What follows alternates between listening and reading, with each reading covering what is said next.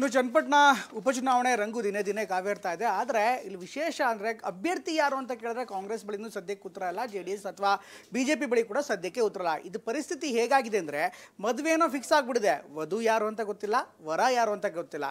ವಧು ಕಡೆಯವ್ರನ್ನ ಕೇಳಿದ್ರೆ ಹೇಳ್ತೀವಿರಿ ಅಂತ ಹೇಳ್ತಾ ಇದ್ದಾರೆ. ಅದೇ ರೀತಿ ವರನ ಕಡೆ ಕೇಳಿದ್ರೆ ವೇಟ್ ಆ್ಯಂಡ್ ವಾಚ್ ಅಂತ ಹೇಳ್ತಿದ್ದಾರೆ. ಇವರಿಬ್ಬರ ನಡುವಿನ ವೇಟ್ ಆ್ಯಂಡ್ ವಾಚ್ ನಡುವೆ ಅಂದರೆ ಕಾಂಗ್ರೆಸ್ ಮತ್ತು JDS ನಡುವಿನ ವೇಟ್ ಆ್ಯಂಡ್ ವಾಚ್ ನಡುವೆ ತೆರೆಮರೆಯಲ್ಲೇ ಸಾಕಷ್ಟು ದೊಡ್ಡ ದೊಡ್ಡ ಕಸರತ್ತುಗಳು ನಡೀತಾ ಇದೆ. ಹಾಗಾದರೆ ತೆರೆ ಹಿಂದೆ ಏನಾಗ್ತಾ ಇದೆ ನೋಡೋಣ ಬನ್ನಿ.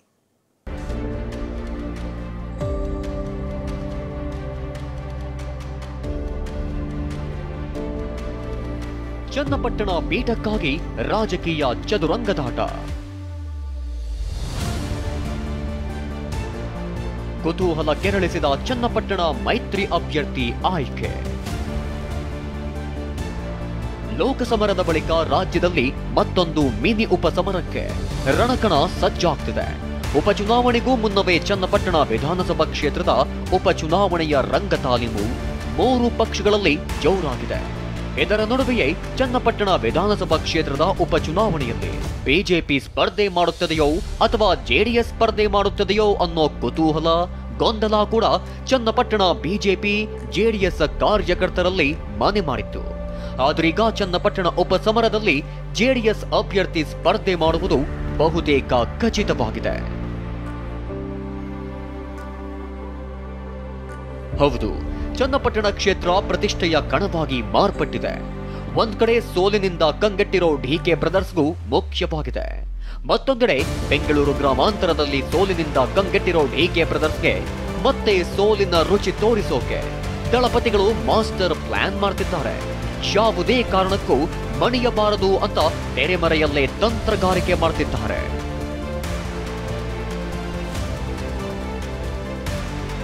ಚನ್ನಪಟ್ಟಣ ರಾಜಕೀಯವಾಗಿ ಮಹತ್ವ ಪಡೆದುಕೊಂಡಿರೋ ಕ್ಷೇತ್ರ. ಪಕ್ಷದ ಚಿಹ್ನೆಗಿಂತ ವ್ಯಕ್ತಿಯೇ ಮುಖ್ಯ ಎನ್ನುವುದನ್ನ ತೋರಿಸಿಕೊಟ್ಟ ಕುರುಕ್ಷೇತ್ರ. ಕಾಂಗ್ರೆಸ್ ಹಿಡಿತದಲ್ಲಿದ್ದ ಕ್ಷೇತ್ರದಲ್ಲಿ ಯುದ್ಧಕ್ಕಿಳಿದು ಗೆದ್ದ ಸೈನಿಕ ಅಂದ್ರೆ CP ಯೋಗೇಶ್ವರ್ ಚನ್ನಪಟ್ಟಣ ರಾಜಕೀಯ ಚಿತ್ರಣವನ್ನೇ ಬದಲಾಯಿಸಿದ್ರು. ಇದೀಗ ಬದಲಾದ ಸನ್ನಿವೇಶದಲ್ಲಿ ಮತ್ತೆ ಚನ್ನಪಟ್ಟಣದಲ್ಲಿ ತೊಡೆತಟ್ಟೋದಿಕ್ಕೆ ಸಜ್ಜಾಗಿದ್ದಾರೆ. ಈ ಕ್ಷೇತ್ರದಲ್ಲಿ ನನ್ನ ಹಿಡಿತ ಇದೆ ಅಂತ ಸಂದೇಶ ರವಾನಿಸಿದ್ದಾರೆ. ನನ್ನ ರಾಜಕೀಯ ಜೀವನದಲ್ಲಿ 9 ಎಲೆಕ್ಷನ್ ಆಗಿದೆ.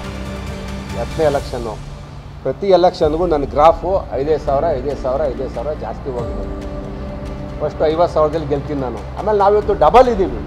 ಬರೀ BJP ಅಲ್ಲ, BJP JDS ಸೇರ್ಕೊಂಡು ಚುನಾವಣೆ ಮಾಡ್ತೀವಿ. ಹಂಗಾಗಿ ನಮ್ಮದು ಡಬಲ್ ಬ್ಯಾರಲ್ ಗನ್ನು, ಯಾವುದು ಗುರಿ ಫೇಲ್ ಆಗಲ್ಲ. ನಾವು ಗೆಲ್ತೀವಿ, ನಮಗೇನು ಆತಂಕ ಇಲ್ಲ.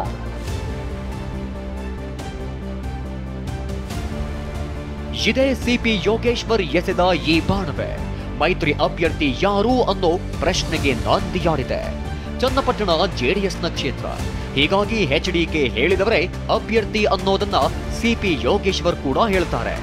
CP ಯೋಗೇಶ್ವರ್ ನಡೆ JDS ಕಾರ್ಯಕರ್ತರಲ್ಲಿ ಗೊಂದಲ ಸೃಷ್ಟಿಸಿದೆ. ಯಾಕಂದ್ರೆ ಚನ್ನಪಟ್ಟಣದಲ್ಲಿ BJP ಅಭ್ಯರ್ಥಿ ಕಣಕ್ಕಿಳಿಯುತ್ತಾರೋ JDS ಅಭ್ಯರ್ಥಿ ಸ್ಪರ್ಧಿಸ್ತಾರೋ ಅನ್ನೋದು ಕುತೂಹಲ ಮೂಡಿಸಿದೆ. ಆದ್ರೆ ಉಪಸಮರದಲ್ಲಿ JDS ಅಭ್ಯರ್ಥಿಯೇ ಸ್ಪರ್ಧೆ ಮಾಡೋದು ಬಹುತೇಕ ಖಚಿತವಾಗಿದೆ. ಅದೇಗೆ ಅಂದ್ರೆ ನಿನ್ನೆ ಕೇಂದ್ರ ಸಚಿವ HD ಕುಮಾರಸ್ವಾಮಿ ಚನ್ನಪಟ್ಟಣದ ಮುಖಂಡರು ಮತ್ತು ಕಾರ್ಯಕರ್ತರ ಸಭೆ ನಡೆಸಿದ್ದಾರೆ. ಸಭೆಯಲ್ಲಿ ಮೈತ್ರಿ ಅಭ್ಯರ್ಥಿ ಬಗ್ಗೆ ಚರ್ಚಿಸಿದ್ದಾರೆ. ಯೋಗೇಶ್ವರ್ ಅಥವಾ ಯಾರೇ ಅಭ್ಯರ್ಥಿಯಾದರೂ ಒಮ್ಮತದಿಂದ ಕಾರ್ಯಕರ್ತರು ಕೆಲಸ ಮಾಡಬೇಕು ಎಂಬ ಸೂಚನೆಯನ್ನ ಕುಮಾರಸ್ವಾಮಿ ಕೊಟ್ಟಿದ್ದಾರೆ ಎನ್ನಲಾಗ್ತಿದೆ. ಆದರೆ ಕುಮಾರಸ್ವಾಮಿಯವರ ಈ ಮಾತಿಗೆ ಒಪ್ಪದ ಕಾರ್ಯಕರ್ತರು ಯೋಗೇಶ್ವರ್ ಸ್ಪರ್ಧಿಸಿದ್ರೆ JDS ಚಿಹ್ನೆಯಿಂದ ಸ್ಪರ್ಧಿಸಲಿ ಎಂದಿದ್ದಾರಂತೆ.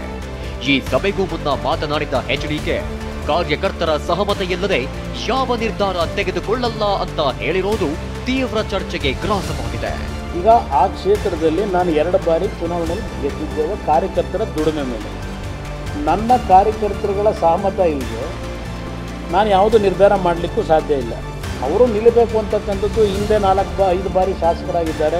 ಅವರು ಆ ಕ್ಷೇತ್ರದಲ್ಲಿ ಪ್ರತಿನಿಧಿಸ್ತಾ ಇದ್ದಾರೆ. ನಮಗೆ ಮತ್ತು ಅವರಿಗೆ ಹಿಂದಿನ ಚುನಾವಣೆಗಳಲ್ಲಿ ಪ್ರತಿಸ್ಪರ್ಧೆಗಳು ನಡೆದಿದೆ. ಮುಂದಿನ ಒಂದು ತೀರ್ಮಾನಗಳು ಏನು ಮಾಡಬೇಕು ಅನ್ನೋದು ನಾನು ಸಹ ನಮ್ಮ ಪಕ್ಷದ ಮುಖಂಡರುಗಳು, ನನ್ನ ಕಾರ್ಯಕರ್ತರು, ಚನ್ನಪಟ್ಟಣದ ಕ್ಷೇತ್ರದ ನನ್ನ ಮತದಾರರೇನಿದ್ದಾರೆ ಅವ್ರ ಜೊತೆ ಚರ್ಚೆ ಮಾಡಿ ಅಂತಿಮವಾದ ನಿರ್ಣಯ ಮಾಡ್ತೀವಿ. ಸದ್ಯ ಕುಮಾರಸ್ವಾಮಿ ಕರ್ಮಭೂಮಿ ಚನ್ನಪಟ್ಟಣದಿಂದ ಜೆಡಿಎಸ್ ಅಭ್ಯರ್ಥಿ ಮತ್ತೊಮ್ಮೆ ಕಣಕ್ಕಿಳಿಯೋದು ಬಹುತೇಕ ಫಿಕ್ಸ್ ಆಗಿದ್ದು, ಶೀಘ್ರದಲ್ಲೇ ಎಚ್ಡಿಕೆ ಬಿಜೆಪಿ ವರಿಷ್ಠರನ್ನ ಭೇಟಿ ಮಾಡಿ ಅಭ್ಯರ್ಥಿಯ ಹೆಸರು ಫೈನಲ್ ಮಾಡಲಿದ್ದಾರೆ.